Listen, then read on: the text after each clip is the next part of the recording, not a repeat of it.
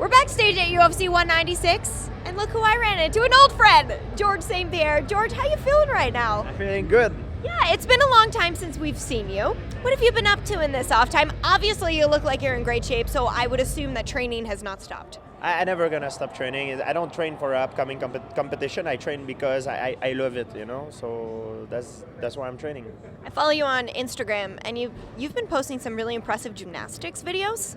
We talk that you have a real skill when it comes to that. Like, your gymnastics skills are pretty evolved for especially a guy who didn't grow up doing gymnastics. What's behind that? Is that just something you enjoyed, or you feel like you use it for agility and flexibility? I think gymnasts are the most athletic people in the world, so that's why I decided to do gymnastics. My only regret is I should have started when I was very young, and unfortunately I didn't.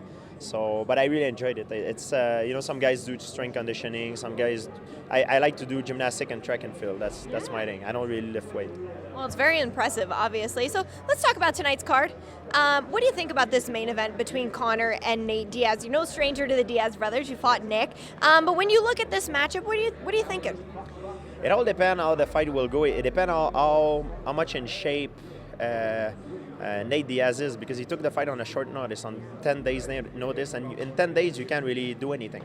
So it depends on his usual lifestyle. Is he a guy that, you know, stay in shape, train all year around, or is he a guy that, you know, goes out, drink or whatever, you know?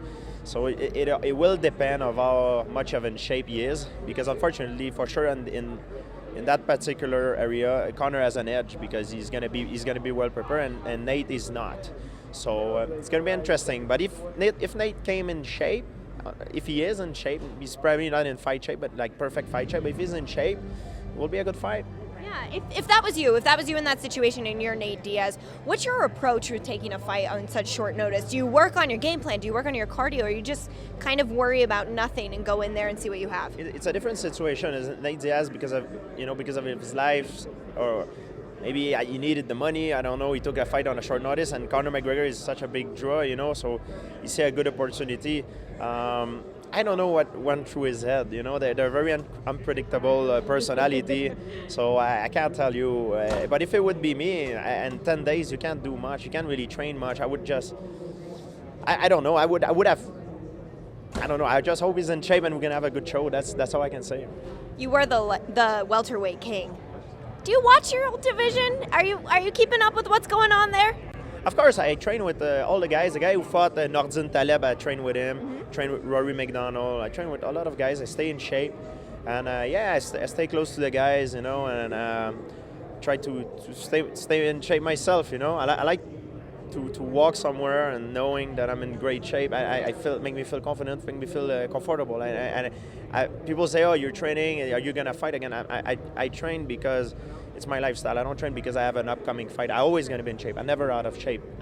Being in fight shape is different than being in shape, but I'm always in shape. Why is GSP choosing 196 to show up to? I had some friend that was coming in town for the fight, Dazanos and McGregor. Now the fight got changed for Diaz, but they were still coming.